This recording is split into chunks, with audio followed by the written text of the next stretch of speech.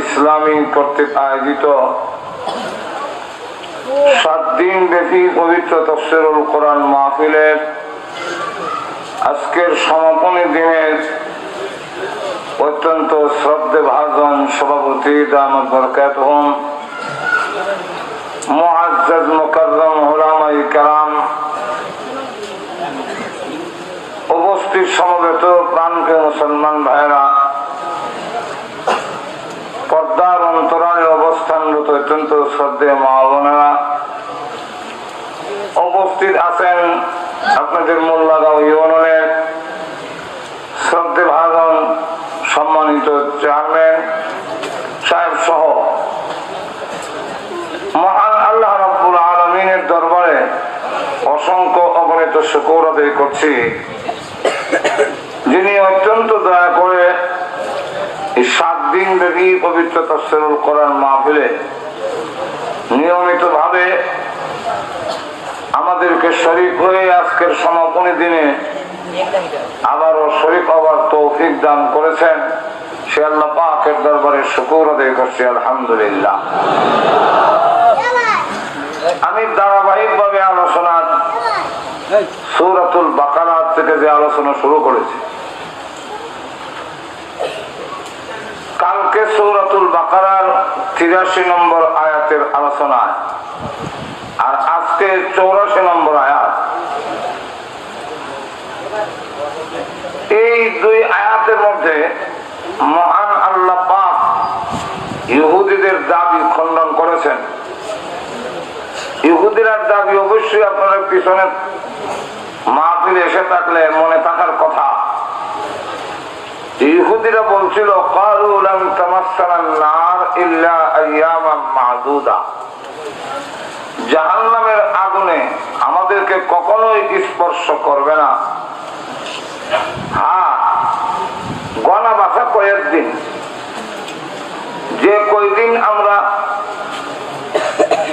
গরুর পূজা করছিলাম, এই কয়দিন 40 দিন হয়তো আমরা জাহান্নামে রাখতে পারি, আল্লাহ জাহান্নামের আগুনে আমরা ধরবে না।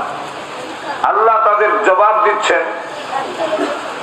সূরাতুল বাকারার 83 নম্বর আয়াতে বলছেন যে আমি তোমাদের কাছ থেকে 8টা পয়েন্টের শক্ত মজবুত ও অঙ্গীকার নিয়েছিলাম, তোমরা অধিকাংশ লোক আমার সেই অঙ্গীকার ভঙ্গ করেছো, ফিরে গেছো, আমার কথা তোমরা মানো নাই। সুতরাং যেই জাতি আল্লাহর কথা মানে না, তারা জাহান্নামের আগুনে স্পর্শ করবে না, এই জাতীয় বক্তব্য বাতুলতা ছাড়া, ওয়াসার বক্তব্য ছাড়া আর কিছুই হতে পারে না।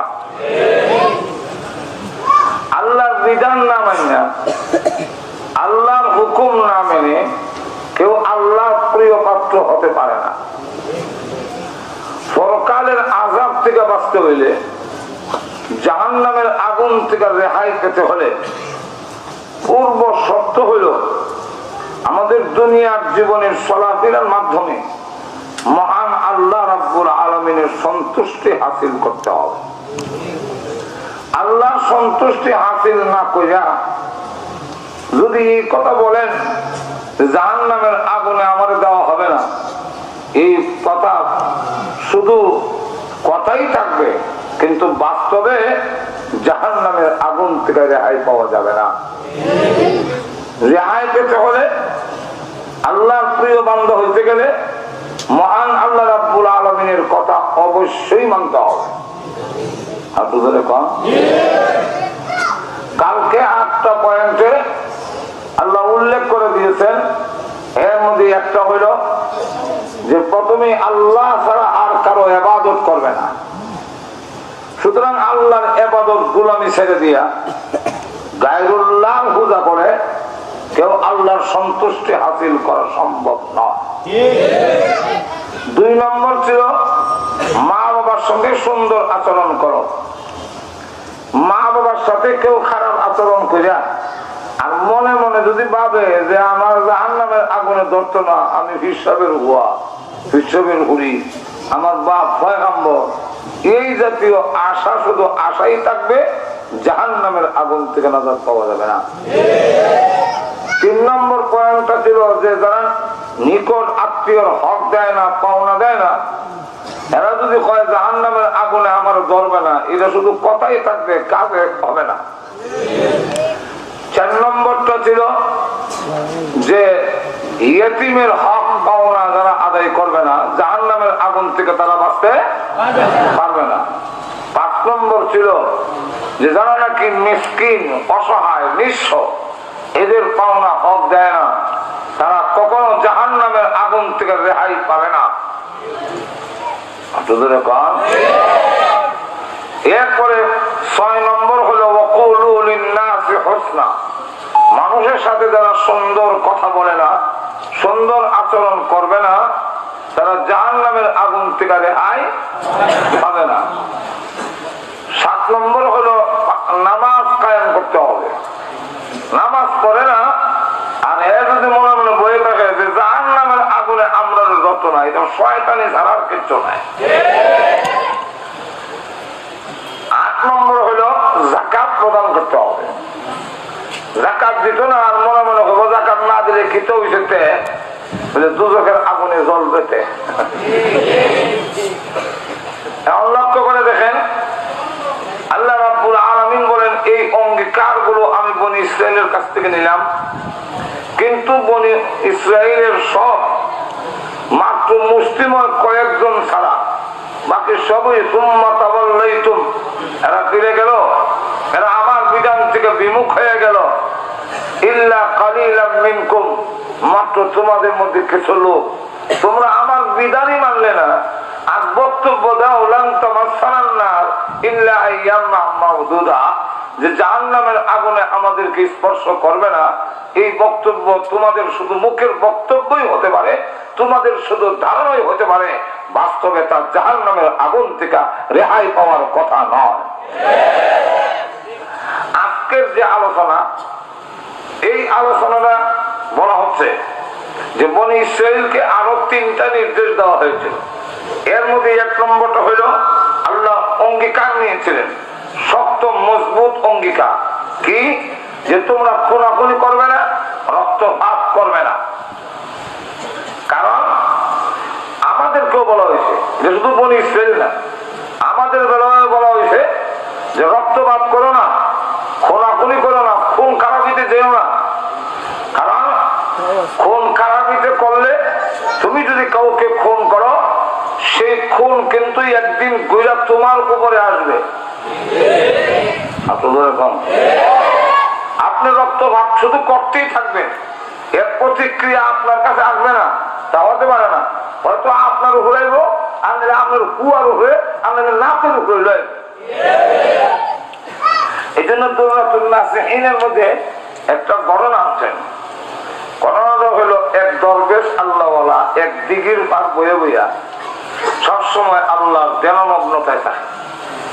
তো সে বসে বসে দেখে দিঘির মধ্যে এক জমিদারের ছেলে আসছে, এসে হাত মুখ ধুইছে, আর তার কোমরের একটা স্বর্ণের বেল, যখন হাত মুখ ধোয় এই সময় খুললে রাখছিল সিঁড়ির মধ্যে, যাইবার সময় চলে গেছে, এটা নিয়ে তোর মন নাই। মাঝখান দিয়ে আরেকবার লয়ে গেছি। এদিকে এক গরিব মানুষ পাহাড় থেকে লাকড়ি আনে বাজারে বিক্রি করে জীবন চালায়। এইবার লাকড়ির ভার যখন লইয়া যায়, তখন এই যে ঘেমে গেছে, পরিশ্রান্ত হয়েছে, ভাবলো দিকের মধ্যে হাত পাওয়া দিয়ে গোসলটা করি দেয়, শরীরটা ঠান্ডা হইল। এবার এক গোসল নামছে, আর এই দিকে জমিদারের ছেলে তার আবার কোমরের স্বর্ণের বেল নেওয়ার জন্য আয়া দেখে বেল নাই, কিন্তু একটা লোক গোসল করতে নাই। বেটা তুই আমার চেইন দেওয়া দিস, কোন চেইন আমি দেখছি না। কথা সত্য না মিথ্যা? সত্য। কিন্তু জমিদারের সাথে হয় গরিব হইলে তোর স্বভাব নষ্ট হয়ে গিয়া, স্বভাব খারাপ, শেয়ার করতে না, তুই নিস, আর তো কোনো লোক দেখলাম না। হ্যাঁ ভাই আমি স্বর্ণের চেইন দেখছি না। শেষ পর্যন্ত তরবারি বাইর করে আঘাত করে তাকে দ্বিখণ্ডিত করে খুন করে ফেলছে। দরবেশ বয়ে বয়ে এই দৃশ্য দেখে হয়, আল্লাহ এই কি কারবার, কারবারটা কি? যে নিল এর কোনো বিচার নাই, নিরপরাধ কাঠুরিয়ার ফল লাগানো ওখানে। আল্লাহ তখন তার কাছে এলহাম করলেন, অন্তর ঢেলে দিলেন, তোমার কাম তুমি করো, আমার কাম আমি করি। বলে আল্লাহ আমার যে মন বয় না, খালি বার করেই মনে হয়, তাহলে তোমার এবাদত মন বসার জন্য কারণটা আমার পরিষ্কার করে না বললে এবাদত মন বসবে না। তখন আল্লাহ রাব্বুল আলামিন বলেন, আমার রহস্য তুমি বুঝতে চাও না, তোমার কাম করো। বলে আল্লাহ করতাম পারতাম না, এটা না ভাবলে। শেষ পর্যন্ত আল্লাহ বললেন, জমিদারে যেই ছেলে স্বর্ণের বেল্ট রেখে চলে গেল, মাঝখান দিয়ে যে আরেকজন লুকাই নিয়ে গেল, এই বুয়ার বাঘের কিছু সম্পত্তি জমিদারের জবরদখল করে রাখছে।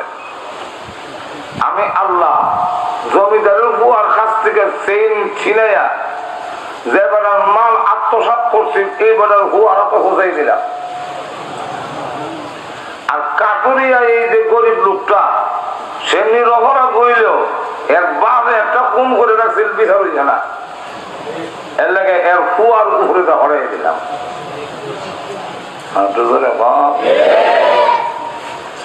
খুন খারাপিতে যদি লিপ্ত হও তাহলে এই খুন খারাপি একদিন গুইরা তোমার দিকে আসবে।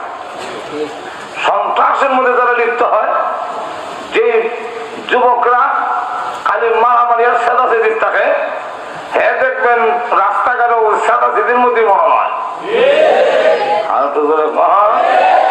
সুতরাং খুন খারাপিতে লিপ্ত হয় না। মহান আল্লাহ রাব্বুল আলামিন বরকত উঠে